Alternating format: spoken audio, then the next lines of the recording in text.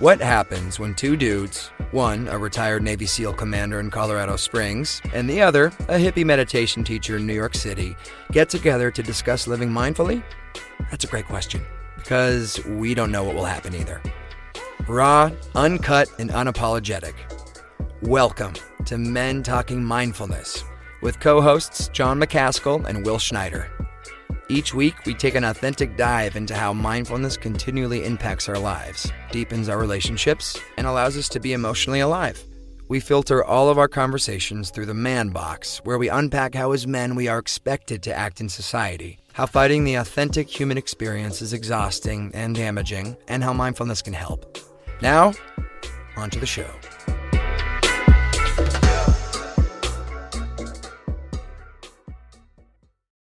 Will, season 3, here we are, brother. How are you, man? Yes, welcome, John. Welcome, audience. Welcome. I'm so excited that it is finally July 9th, and it's 12:30 Eastern time. We are back live on the air for season 3 to kick off season 3, which I'm so excited about. So, welcome, John. How are you feeling?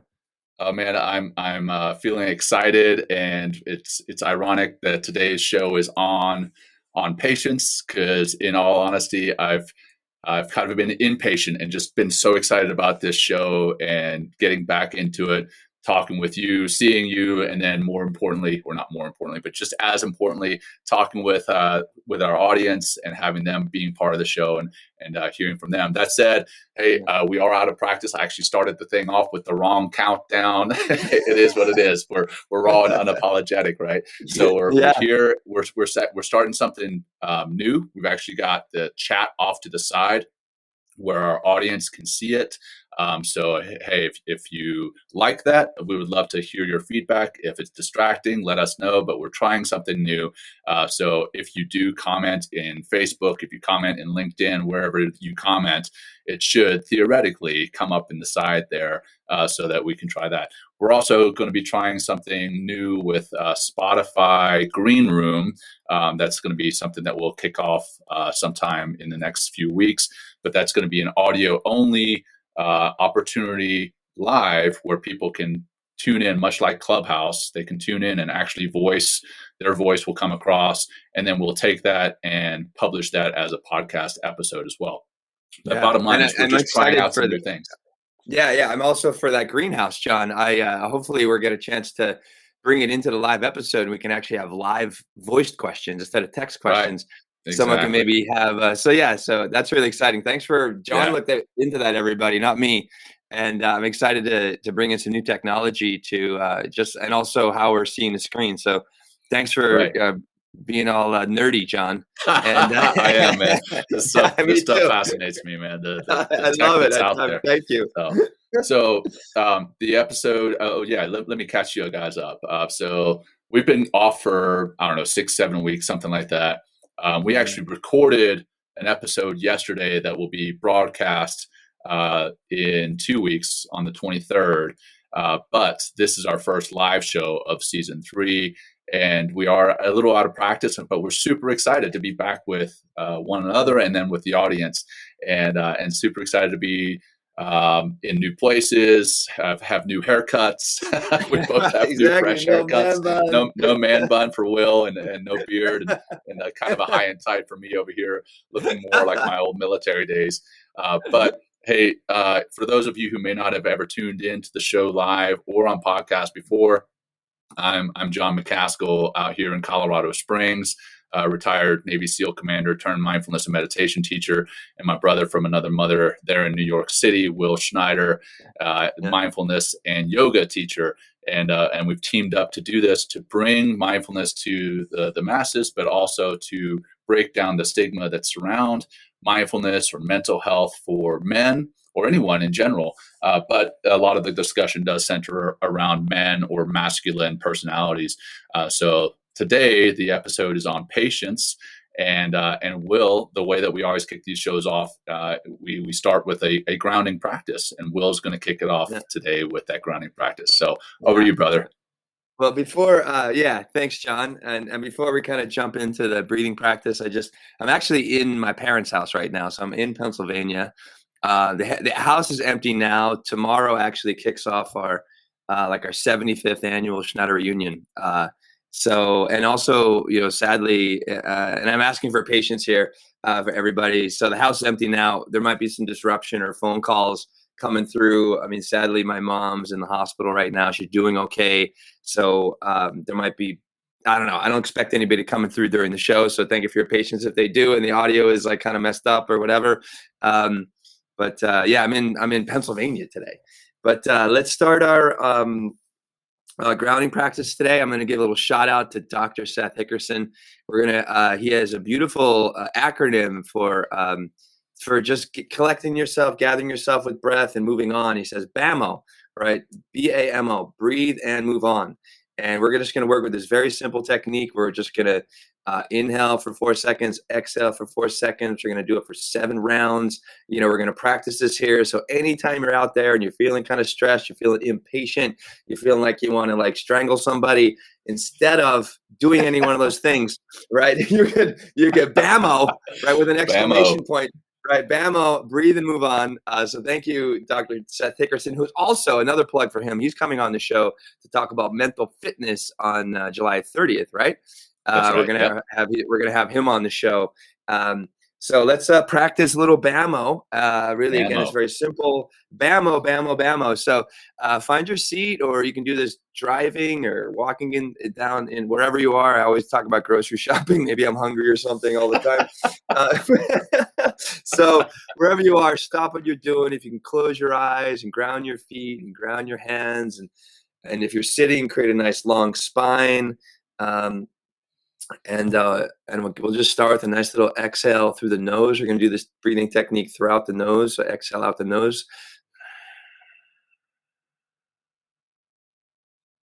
So let's take an inhale for 4, 3, 2, 1. Exhaling easy and smoothly. 4, 3, 2, 1. Again, inhale. 4, 3, 2, 1. Exhale smoothly. 4, 3, 2, 1. Just a few more rounds. Inhale. 4. Exhale. 4, 3, 2, 1. Let's keep going. Inhale. 4. Exhale. 4. Let's do a couple more. Inhale. 4. See if you take deeper breath. 2, 1. Exhale. 4.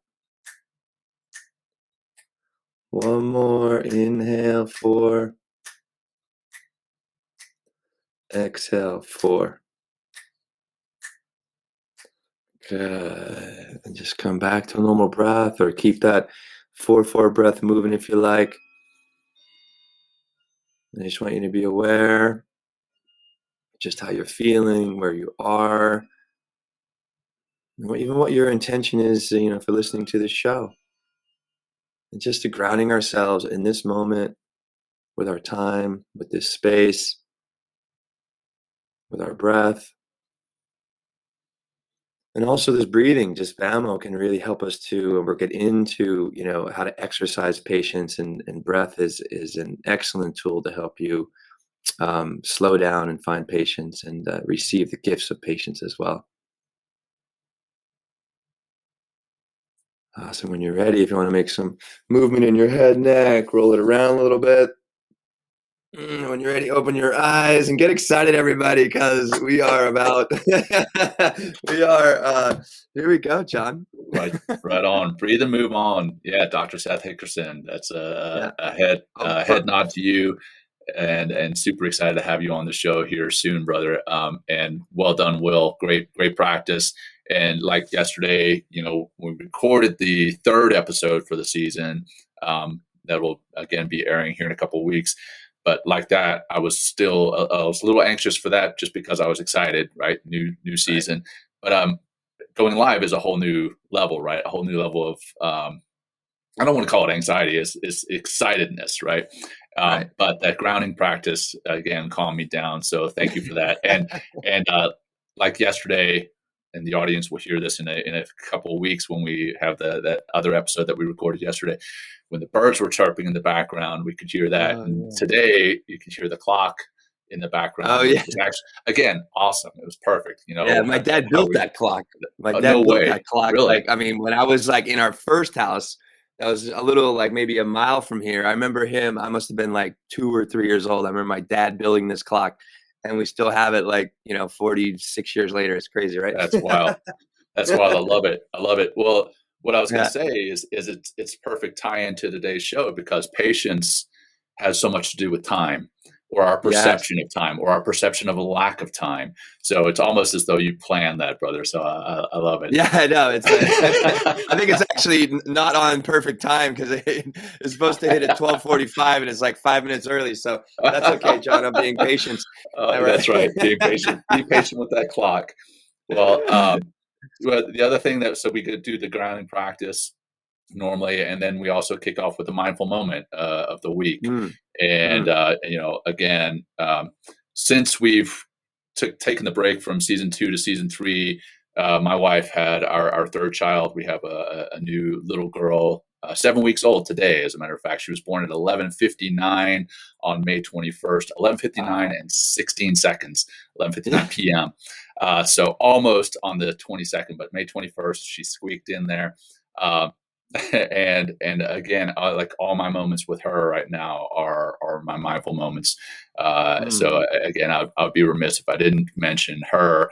And because she's 7 weeks old, she's starting to actually see and like track with her eyes, and then smile at you. And those moments, I tell you, I don't know if there's a more mindful moment. It's just seeing your child smile at you. So that's been my mindful moment for this week, brother. How about yourself?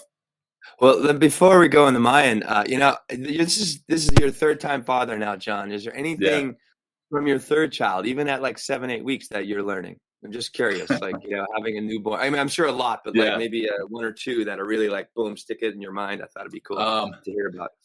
Yeah, I mean, I don't know that I'm learning anything necessarily new with this child in particular yet. I'm sure when she starts having her own personality and her own way of reacting with things, I think that I'll learn a lot there. But what I am learning is the zone defense, right? With 2 children, it's mom and dad. So 2 children, it's man to man. I've got 1 kid, and my wife has another kid that we're kind of defending, if you will. And now with the third one is crying, and there's 2 other ones, so we have to play zone defense. So it's 3 versus 2. So zone defense is in full effect over here. Zone defense. Yeah. Oh my God. Well, I'm talking about organizing, right? I mean, or whatever you're doing. But thanks, John, for that. I appreciate you sharing. My mindfulness moment of the week is like, there's my mom. My mom is talk about exercising patience. My mom's in the hospital right now. It's not like a deadly illness or anything like that. So I mean, it makes me feel better about it. She has an infection in her leg that has been going on for a long time, and it finally landed her in the hospital. And it's been a different experience. Like, it was really strange to, like, big brother came in last night. My dad's here, myself, and it's like one of the first times like I've slept in this house without my mom around. So that was like, that's something that kind of struck me last night. That my mom's not here. I saw her this morning. She was sitting in a chair. She's doing okay. She's able to walk to the bathroom. It's all good signs. But how deeply that love goes to your family, and how willing. I mean, without even needing to put forth any effort, how you sit with them at the hospital, you talk to the doctors, you take the phone calls, and it's just like, it really felt, because my parents have never really been sick or never kind of been in the hospital like this. And never, to just be able to have that like almost a biological, wiring of just be like, well, this is what you do, and you just be with them. And that was, I noticed that this was like 2 days ago. I was like, wow, like, I don't feel impatient. I don't feel frustrated. I don't want to even be anywhere else. I just want to be here with my mom and be, and help the family understand what's going on in any way possible. So, again, that's something new, and it's something, beautiful. It's sad at the same time. It's interesting to see my mom's cat. Like, where's mom? Like, where's mom? Where's mom? My dad, is cleaning the house, and like my dad never vacuums the floor. So I think that's a way of my dad, who's like a very confined masculine, way of like kind of showing his love and appreciate my mom in some way. Yeah. So the little things like this, again, sad, but just kind of beautiful to see humanity come through in another way. Awesome, man. And definitely thinking about your mom, and hope the best and quick healing for her.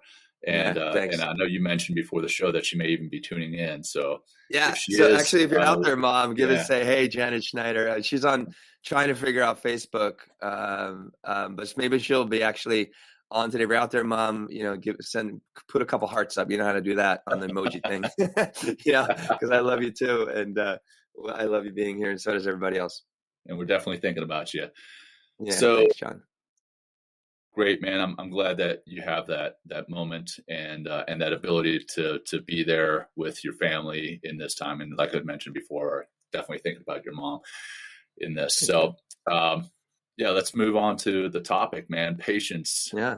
And I know, this day and age, we're living in the day and age of instant gratification, right? There's you go to the grocery store, and if you wait in line for longer than a minute, you get frustrated. I mean, a lot of people don't even go to the grocery store anymore. They get their groceries delivered to them.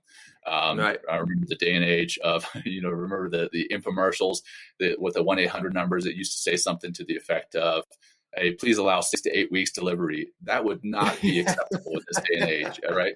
We have Amazon, that if we get on at the Amazon app on our phone and we click, deliver today, something can be at our house within a couple of hours.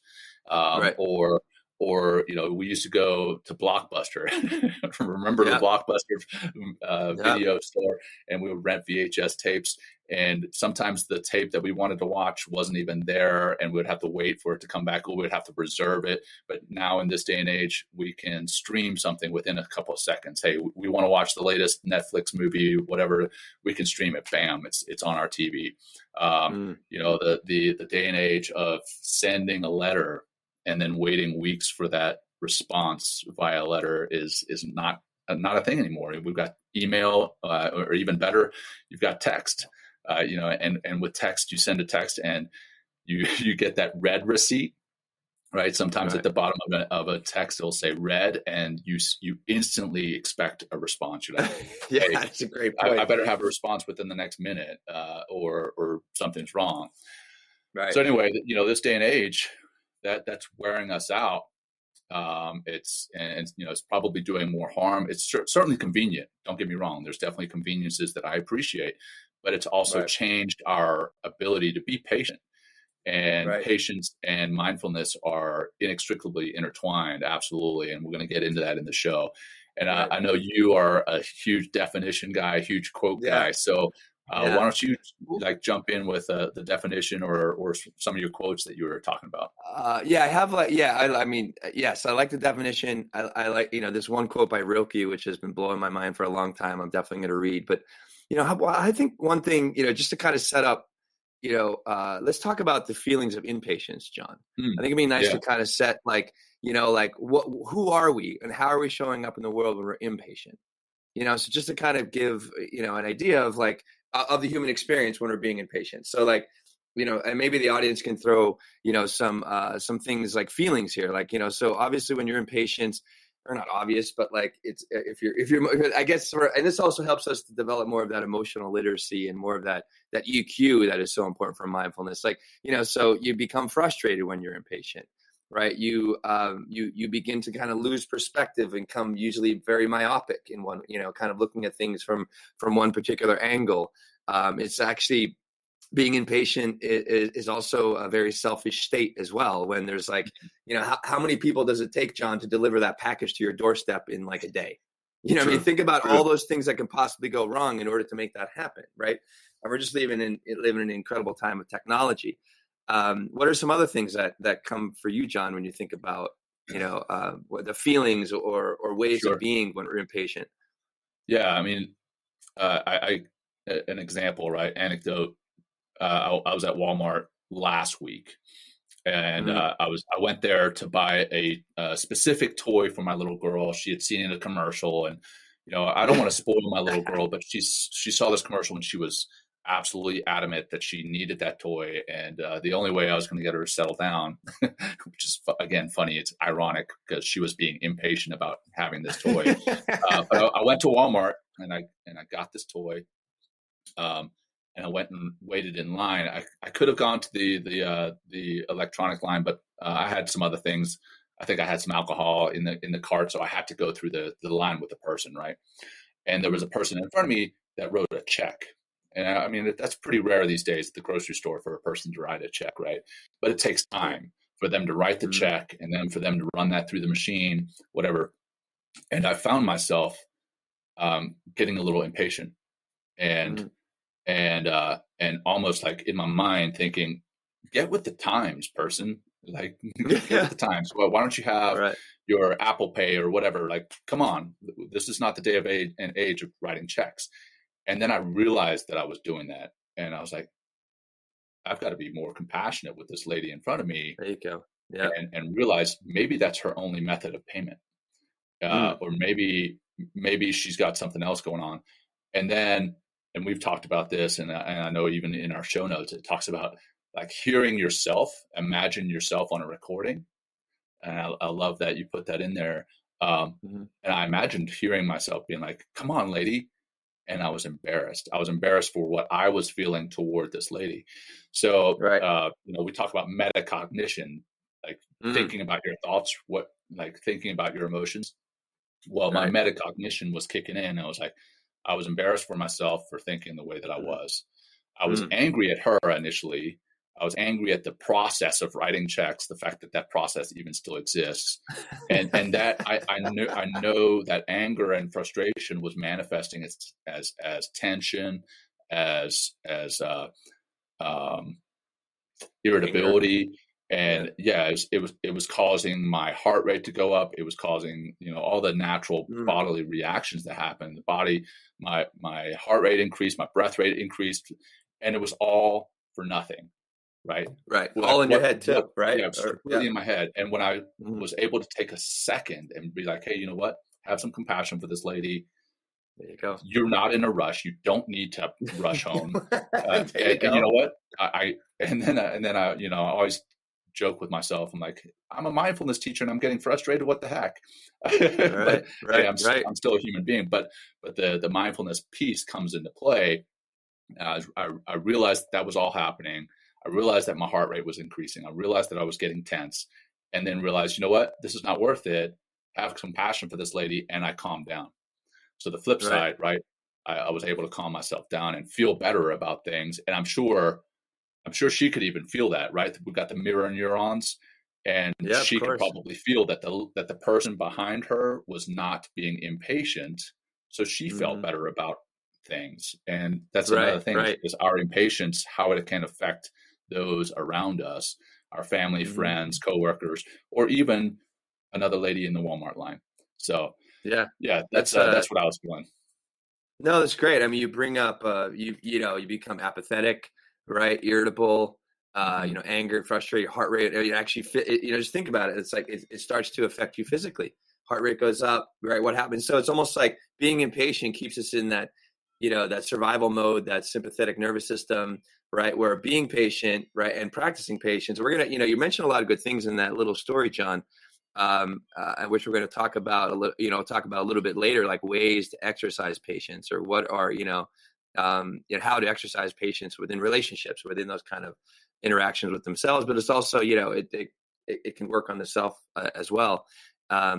So yeah, great. I mean, good story. And so let's just jump in. So we'll talk about, I'll talk about, here's the definition of patience based on our Webster's dictionary. It says here's patience defined, able to remain calm and not become annoyed when waiting for a long time or when dealing with problems or difficult people. Okay. Able to remain calm. Right. That's like, boom. Like, so how do we get there? Right. That we're going to talk about that. Right. And not become annoyed. Right. Again, that's that we get activated, heart goes up. We kind of, get triggered when waiting for a long time. Right. And think about, like we mentioned earlier, about that kind of selfishness. Like, why does it always have to be on your time? Right? I mean, think about it, right? Or when dealing with a problem, because problems, my mom's in the hospital, like, I don't want her to be there. Why isn't at this point, like, why isn't the blood work back? Why isn't the other infection specialist coming in? It's like, when is this going to happen?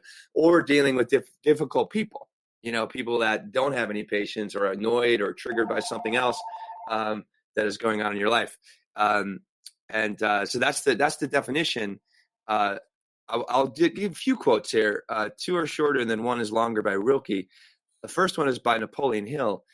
And he says, patience, persistence, and perspiration make an unbeatable combination for success. Patience, persistence, and perspiration make a unbeatable combination for success. Michelangelo says that genius is external patience. I kind of like that, right? Michelangelo, genius is external patience. Oh, eternal. What the hell am I reading? Oh my God. Right. Genius is eternal patience. Right. Thanks, John. I feel a little foolish. No, but, it's also external though. I mean, it actually works with external as well. External, internal. We just redefine Michelangelo's definition right now on the air. So good. We're genius right now, John. So here's Rilke, and I think Rilke. This is from Letters from a Young Poet. Really great book. It's very tiny, amazing read, and really very deep. And he says, Rilke, be patient towards all that is unresolved in your heart, and try to love the questions themselves, like locked rooms and like books that are now written in a very foreign tongue. Do not now seek the answers which cannot be given you, because you will not be able to live them. And the point is to live everything. Live the questions now. Perhaps you will then gradually, without noticing it, live along some distant day into the answer. That's Rilke. Love it, man. I know that quote is like, wow. I used to read that in class for yoga or before meditation, because we all have questions, and like we all are pursuing different things, or we all want things to happen. But it's like, be patient towards all that is unresolved in your heart, and try to live the questions themselves. So that's kind of our baseline, John. And you set up a real wonderful baseline as well, talking about the hyperactive and hyper connected and hyper kind of impatient world that we live in because of this instant gratification. And I feel that too. Text messages with, Amazon, like, right. And I've been there. Like, I had a couch, delivered a few months ago or longer. And I was like, why is this taking 2 weeks to deliver my couch? I'm delivering a giant couch, full of feathers and nice fabric, So it's just like, but I think we all fall prey to that for sure. I ordered a car online, right? I could have been in my pajamas. I don't remember, but I ordered a car through Carvana. I've actually ordered two using Carvana, because going to the car dealership, I don't have the patience for that. Right. So I need to find ways to be more patient, and mindfulness and patience go hand in hand. I mean, they're like I mentioned before, they're completely intertwined. Being aware of your impulses, what's driving your impatience, right? You have an impulse for, I don't know, you see a candy bar and you have an impulse to eat that candy bar, right? Well, what's driving that? It's hunger, your addiction to sweets, whatever. Maybe you have an impulse towards you need money, you want money rather, and that's driving you to do something that's gonna steal money. I don't know, but I'm just trying to show that there's negative things that can come from these impulses: greed, hunger, lust, aggression. And what does that do for you? What does that do for you personally? What does that do for those around you? And then the inverse. If you notice those impulses and then you don't give in to them, one, you're being mindful by noticing the impulse. Two, you're being patient by not giving in to them. And then three, most of the time when you don't give in to your immediate gratification impulses, you're going to be better for it. You're going to like, hey, you didn't eat that candy bar, so now you're going to be able to reach your your health goals, your weight goals, because you're not eating junk. You're not stealing money, right? I mean, not that that's something I do. I don't steal money, but the bottom line, I'm just trying to show an example. But by not giving into those, you're a stronger person, but you're also going to ultimately, literally, be better for not giving into those immediate gratification impulses. So that is where the mindfulness and patience really come together. You can't practice mindfulness, or rather you can't practice patience if you're not mindful. Mindfulness, and I've got the definition here, we've read it a couple of times and there's various versions, but the one that I pulled up today is mindfulness is defined as a mental state achieved by focusing one's awareness on the present moment while calmly acknowledging and accepting one's feelings, thoughts, and bodily sensations. Wow. So when you're attempting to remain calm and not become annoyed when waiting for a long time. React, right? Yeah, exactly. When you're trying not, when you're not reacting, that is you being patient, and that is you being mindful. Right. One and the same. So they're very close, and they're, like I said, they're inextricably intertwined. So. Well, and it's also, I think what we didn't say so far is it's a skill, and it's a practice, and it's something like, if you want to be good at anything, it's going to take time. It's going to take practice. And the beautiful thing about patience is you can exercise it all the time, because it is like be more patient with think about it, being more patient with other people, right? Your family, coworkers, loved ones, being more patient with yourself, instead of always like trying to rush it, being more patient at work, we want to be, think about the show, John, we want to have this big show, this large audience, millions of downloads. Well, you know what? It's going to take a little patience to get there. Right. And a lot of patience, but just like Napoleon Hill said earlier, patience, persistence, and perspiration are an unbelievable combination for success. I mean, even one of my favorite hip hop artists, Kendrick Lamar, I think in Element, he has a line. He goes, careers can take off, right? All it takes is patience. It just requires patience, So all the great artists know this, and I think that's why Michelangelo was able to say what genius really is, and it's this patient state. And I think also what I hear a lot of great sages talk about, it's like, or even this is another one I like by Emerson. He goes, adapt to the pace of nature. Her secret is patience. Right. So you look at, and I think that's why it's important to be in nature, even or meditate in nature, or they talk about how, if you disrupt any stage along a caterpillar becoming a butterfly, right? It will never manifest into a butterfly. It needs that gestation period in that gooey cocoon that looks ugly, this and that, right? And then one day it just breaks out and has these beautiful color wings and is able to fly, right? Yeah. I mean, it's but it takes time, and I think that people forget that, because we're just so jacked. Because there's so many impatient personalities around us. And we come back to lead by example. If you're more patient, you can be that, just like compassion and love. Patient has its own frequency, and you can be that tuning fork for patience when you just take a couple breaths, calm yourself down, don't make it about you, right? And then what's possible, and what's going to be possible with other people. If you're not adding to the frustration, to the confusion, to the argument, to the impatience, and actually being present and being patient and taking a couple breaths, it's you're going to affect yourself, and you're going to affect others around you, and you're going to have hopefully a better outcome with whatever's going on in that particular moment. By taking a step back, which is the first step of patience. I don't need to exercise, my ego in this. I think patience or impatience has a lot to do with ego. It's I want it now. What about me? It's you said you do it yesterday. And then your mind is going you're an idiot, blah, blah, blah. And then start blaming instead of wait. It's how am I showing up in this instance? And what can I do in order to, instead of making things, heightened and more kind of sympathetic nervous system way, how can I calm down and get back to, again, the definition of mindfulness you mentioned and the definition of patience both have the word calm in them. So it's obviously very important. I love the the butterfly analogy, and I'm going to take it one step further. I think there is a story about, as that butterfly is going from the caterpillar into the butterfly, going through the chrysalis, however you say that, and they actually start to break out of that. Yeah. There's a story of a little boy who's watching this. He's like, you know what, this is taking too long. And he takes some scissors and he helps the butterfly by cutting the chrysalis.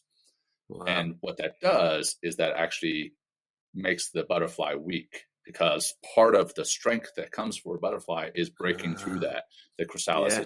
It's spreading its wings in the chrysalis. That's where it gets the fluid into its wings. That's how it spreads those wings. That's how it becomes strong. But the butterfly gets so impatient, the little boy gets so impatient and cuts the chrysalis. And now this butterfly comes out and it's all like still curled up and it can't grow its wings because it's not putting in the work. And that's the inverse, right? That's where the impatience actually causes a lack of growth and a lack of strength in that butterfly. And talking about the little boy, I want to talk about the Stanford marshmallow experiment that we've all heard about before. And since it was conducted, it's been redone and challenged. But the premise of the experiment, and I'm sure many of the listeners or viewers now have heard this, but for those who may not have, at Stanford, they took a group of children and they put them in a room and they gave them one single marshmallow. And they said, hey, if you wait until I come back into this room, I'll give you 2 marshmallows. I'll give you another one. So you'll have 2, right? So you basically wait, don't eat this marshmallow, and you'll get 2. And then the adult walks out of the room, and you can look this up on YouTube. It's really cute to watch this happen. Like the kids, what they do to try to stop from eating this marshmallow. Like they go through some excruciating pain. I mean, some of the kids are like picking up the marshmallow, sniffing it and turning it around and looking at it. And then some kids just like snatch the marshmallow up and eat it right away and don't even try. Right. And what they did is years later, they looked at where these children were as they had grown up, and almost to a person, at least in this initial study, they found that the children were able to wait longer for preferred rewards, tended to have better life outcomes as measured by SAT scores, educational attainment, body mass index, and other life measures. Now, I'm not by any means saying that if your body mass index is off, then you have a poor life, or that if you don't have a PhD, then you have a poor life. But that was just their measurement in this particular study. And it was really interesting. Since that study, again, it's been challenged. And funny enough, one of the authors that you and I are a fan of, Stephen Kotler, in the Rise of Superman, he talks about this, and how the similar thing is how those who go after the marshmallow initially, they have a lack of impulse control. And those who wait have that impulse control, and they do show that strength and patience. Anyway, it's an interesting read, The Rise of Superman. He actually goes the other way and says those who don't have the impulse control actually sometimes live a more exciting life. But they're more apt to give into those impulses, and sometimes giving into those impulses can really take and have negative effects. So anyway, the marshmallow Stanford marshmallow experiment, if you've never heard of it, check it out on YouTube. It's really cute to watch. So anyway, just wanted I think there's a little balance sometimes between our impulses and that spontaneity, which gives us more of a zest for life, which is really important. And also patience, we always don't want to be rushing ahead and doing this, doing that, but there's also these moments where it's like, oh, that's got to happen and I got to go for it. And I think one thing we haven't really mentioned yet, but one thing that has definitely helped you, and I actually want to ask you a question too, Jon, that helps me become more patient is my meditation practice. Oh yeah. Because I get to sit with my mind. I get to sit with my feelings. I get to sit, with whatever happened or transpired that day that has brought up whatever feelings are going on. And by being able to sit, take time, like literally calm down, put a pause on things, begin to find my breath and know all these different things, I could really then I can begin to exercise and begin to develop more of that skill of patience. But also, and as I begin to become more mindful, work with my meditation practice and really become more of a conscious individual, I also begin to understand my relationship to my impulses. Like, oh, that's a good impulse. That's coming from someplace inside, gut, whatever, not like ego driven or like I just need sugar kind of thing, whatever that is. We have these things like, oh, I need that, but do you really? So it's like, instead of like, is you get to know yourself in this time. Oh, what I want to ask you, Jon, is like, you've been practicing mindfulness for, quite a few years now. Like, if you could remember or go, what, like, so, cause, we're a mindfulness program, we're really big proponents and advocates of mindfulness. If you could remember yourself, like what was your patience like pre-mindfulness and then through mindfulness and now, if you can, or maybe you're just always an asshole, Jon. I don't know. I'm just kidding. But you have to know me, Jon. I don't know what you're hiding. No, I'm just kidding. I had to drop the A word one time, one episode, Hey, we're good. So I think that there was definitely times where my lack of mindfulness prior to practicing, prior to learning about meditation and then living mindfully, I was definitely impatient. I mean, I still get impatient at times, but I notice it more. But back then, that impatience did lead to poor eating. It led to a desire for instant gratification through, honestly, pornography, or again, eating poorly, not having the patience to work out regularly because, hey, I would go to the gym, work out, and, I wouldn't see instant effects. So, I took various performance enhancing medicines. I never took steroids, but I took, human growth hormone because I wanted to be strong and I didn't want to put in the work. I didn't have the patience to put in the work. I didn't have the patience to run a long time. I didn't have the patience to work out in the gym regularly. And I think that's where that lack of mindfulness caused a lack of patience, which caused poor health, caused irritability, caused impatience in myself, caused impatience in my relationships, both with my ex-wife now, and with family, friends, coworkers outside of that relationship.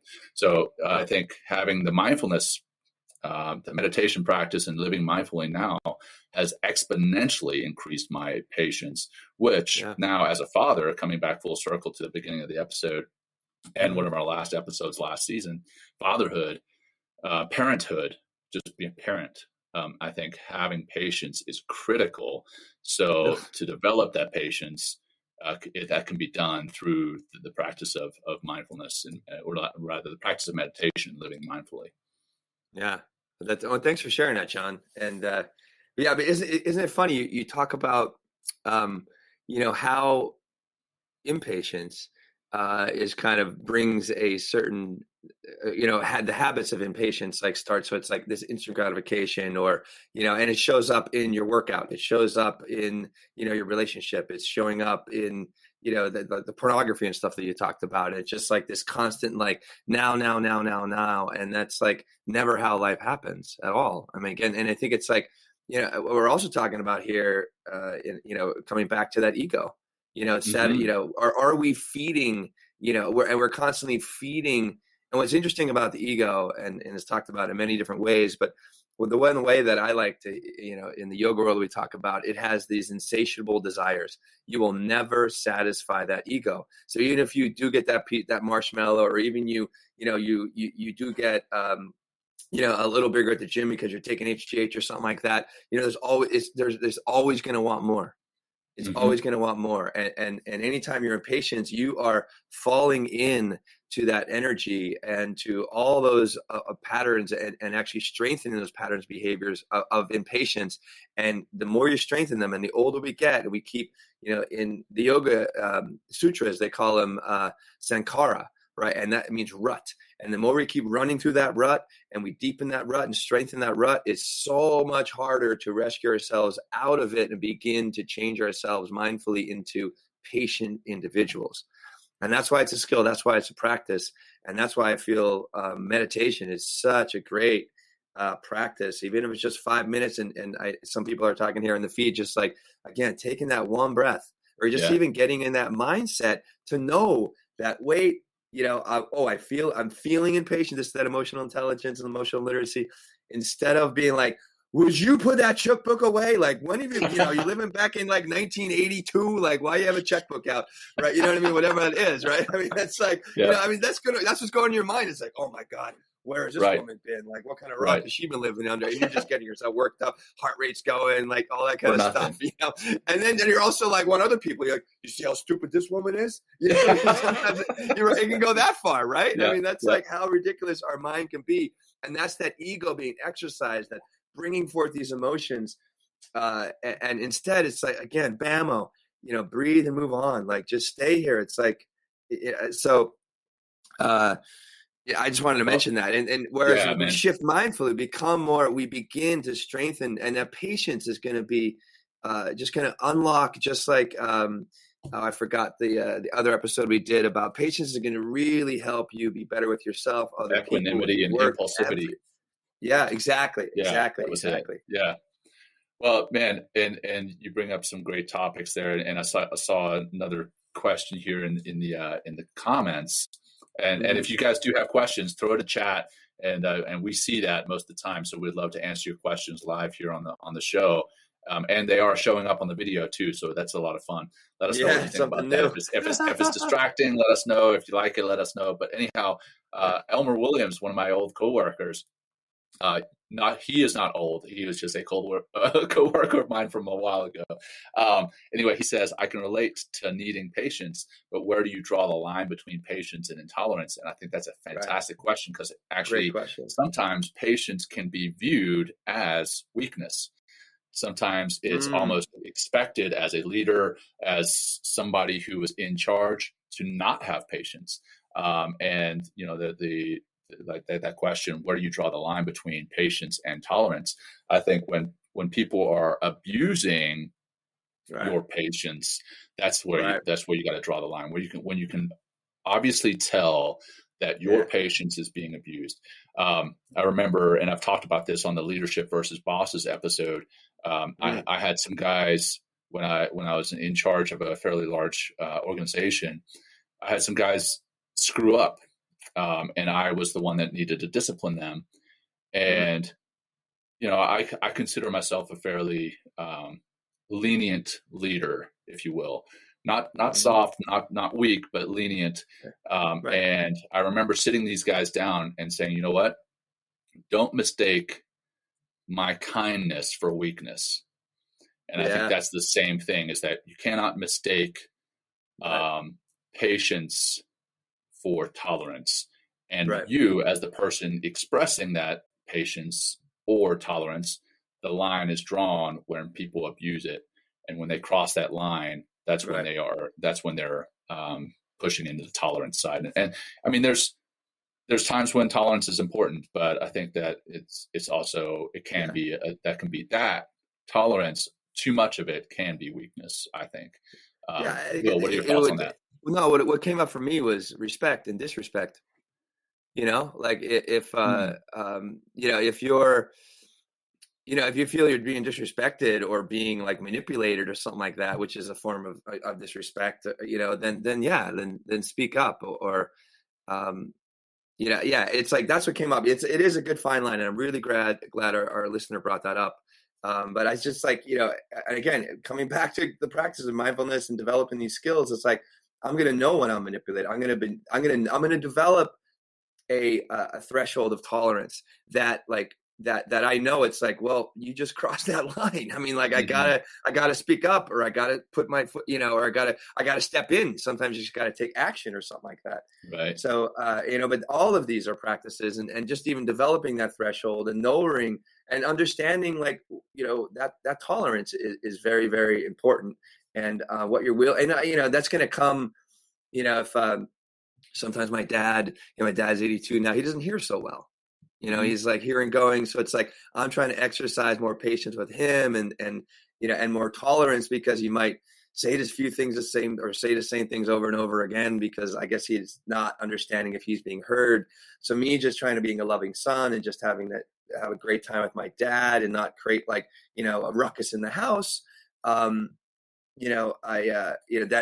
I've exercised more tolerance and more patience with my dad. Someone just brought up here, what about discipline? Which is an interesting question. I think you're going to be, there you go. You're going to develop more discipline as you begin to exercise more patience, and you're going to get to know yourself, I feel, in a different way. I don't know what your thoughts are on that, Jon, but that's the first thing hits me as far as like, patience is a discipline, big time. Yeah, I was absolutely going to say the same thing. I mean, I think they are. I think they're one and the same. Right. Discipline, right. Having discipline, having self-discipline is patience. That's a great point. I think so. Yeah. If you're not being disciplined in your pursuit of goals, then you're being impatient. If you're not being disciplined, I mean, even as a child, if you're not being disciplined in the way that you act, that's being impatient quite often. Sometimes I will say that maybe as a child, a lack of discipline, there may be childishness, like goofing off when you're told not to, but that's an impatience as well in and of itself. Hey, right now, I don't know, let's just say an example, and that this is just one that I'm making up right now, but let's say you're in church and the kid is bouncing around and being loud, and you're like, hey, I need you to stop right now because we're trying to show some type of reverence. That is an impatience on the child's behalf. Hey, I can go and play in the park and on the playground an hour after this. I just need to be quiet right now. So I guess, I guess that continues to build upon what I said. I think discipline and patience are basically one and the same. Yeah. Well, I want to say one more thing on that. Then I want to go into like 5 ways to exercise and practice patience within relationships. I think it'd be really good. But also, again, coming back to children, you talk about church. It's like, if you're disciplined and you're patient, right, you are modeling those things. And, just like, imagine, I think it would be nice with that marshmallow test, Jon, and maybe we're going to create a test that someone can do right now. Eventually, it's like, I would love to see and get to know the parents of those kids that either ate the marshmallow or waited patiently for the marshmallow. I think that'd be very interesting, because we are very influenced by our environment, and especially as kids, we watch our parents, and it's taken me, Jon, 25 years to unwind and retract and get out of that rut that sends scar from the stuff that I learned from my family. Knowing that they're also doing the best I could. As I sit here on the floor, we used to run our railroad track. We used to have our Christmas tree was there. So we used to run this thing over and over and over again, me and my brother. I'm thinking here, I'm like, oh my God, we used to do the train here. So let's go into 5 ways to exercise, and practice patience within relationships. This is I don't know if you can put someone can put the link in there. I'll put this in the comments right now. Yeah, put that in the comments. Now, this actually, I reworded a little bit so it speaks to everybody, but this is written for parents, but I kind of changed it, so it's everybody, but you can put like children in here as well. So they have 5 ways, right? So the first one is, number 1, seek to understand, right? And that's a quality of empathy as well, right? And they write here, rather than being so concerned if another person is listening to you and understand you, focus on seeking to understand them first. Try to figure out why they are acting a certain way and why they are responding like they do. Okay, so like seek to understand. That's like the first thing. It's like, and again, that's taking that pause and stepping back. Again, that's that moment where instead of I'm going to react and be my bullish, childish self, or I'm going to actually take a breath. This is BAMO, right? Thanks, Seth. And again, Seth, I forgot to mention, his company is mysteadymind.com. Check him out. He's amazing. So that's that first. Step back, seek to understand, be empathetic, and try to like get out of your own way, and then kind of check on the other person. Number 2, be slow to speak, quick to listen. I like that whole, I'll read this in a second, but what they say, we have 2 ears and 1 mouth, so you should listen twice, right, as much as we speak, right? So they go on this area. When you listen, really listen, you have a better chance of understanding another. It may It may mean that you'll have to remain quiet until the other person is done talking, right? Don't interrupt when someone is speaking to you. Let them speak without interrupting to criticize, comment, or correct, right? This comes back to respecting other people's points of view, right? That's number 2. Number 3 is look at the bigger picture. Ask yourself, what is really at stake here? Will this really matter in 10 or 5 or even 2 years? All right, someone just walked in, so hopefully. Okay, so number 4, thanks for your patience, everybody. Number 4, think about your words and your tone, right? So when you do begin to express, and we do take that pause, you'll probably begin to have a better chance of finding the right words. So it goes on to say, if you were to record yourself, you would probably be embarrassed or horrified. Listen at the grocery store, like you just talked about, or the Target line, and you'll hear yourself in the voices of other impatient parents or other impatient people. How does it sound? And the last one here that we practiced in the beginning, right? Breathe deeply and walk away if necessary. And those, I think, are really 5 very simple practice, or like simply understood, but definitely things to important to practice. So again, seek to understand, to take that step back, be slow to speak and quick to listen, look at the bigger picture. So gain perspective, think about your words and your tone, and breathe deeply and walk away if necessary. So I thought that was kind of helpful there. Love it, man. And that's definitely some powerful steps that you can do, right? To increase your patience. And that's, again, tied to mindfulness, hence it being on the Talking Mindfulness show. And before we get into the closing grounding practice, I just want to read Shannon Hang's comment here. And it's a great one I've heard before. Shannon says, my grandma said, better to keep your mouth shut and look like a fool than open your mouth and remove all doubt. I love that quote. I've heard that. Yeah. Well, who wrote that again, Shannon? You can put it in there. Yes, I Shannon, love that. Find that out. Who it was that originally said that?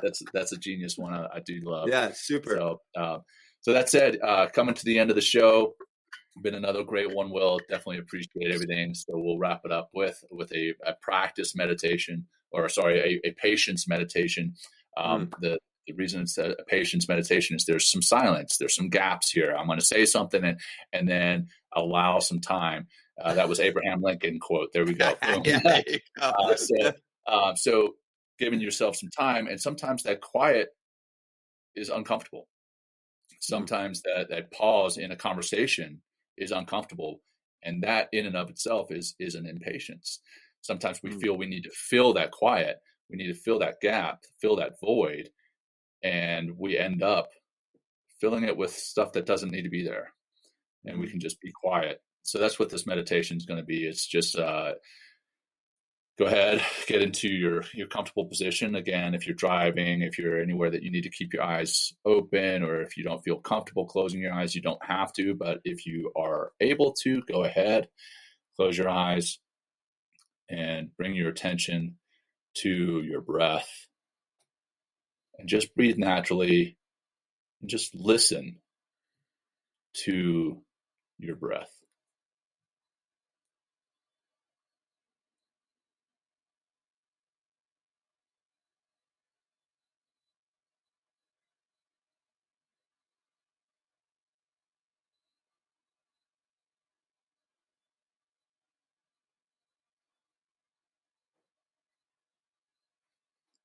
Don't feel a need to fill this silence. Just be with the silence. Be patient.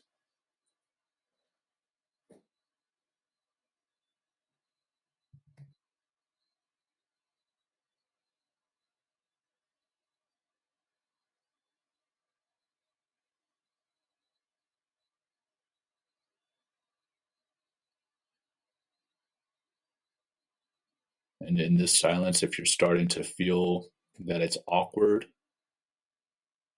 or you're starting to feel a little tension because of the silence, just notice that. Don't judge it, just notice it.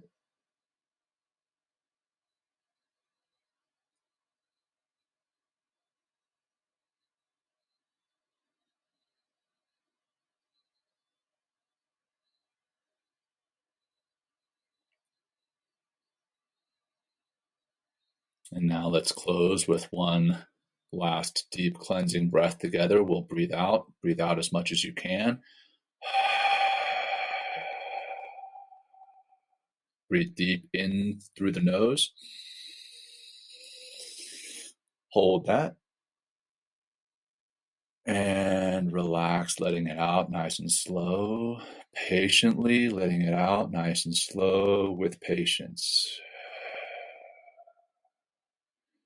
Now, when you're ready, go ahead and start to bring some movement back into your body. Start to blink your eyes open. So there, Shannon continues with that quote. Abraham Lincoln's mom was Nancy Hanks, so it's been passed down through the family. Right on. That's amazing. So anyhow, so Will, another great show. For our viewers, our listeners, thank you so much for tuning in live, and for those who tune in later via the podcast, thank you so much. We really appreciate you. We do this for you guys, and we value your feedback. So feedback via the live chat, feedback via comments later, feedback via personal messages. Please let us know what you think, what we can do differently, what we can do better. And Will, over to you, brother.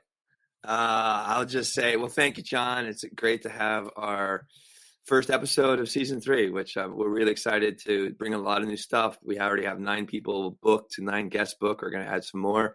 And thank you, everybody, for our growing audience. Thank you for all the thank you. We appreciate you too.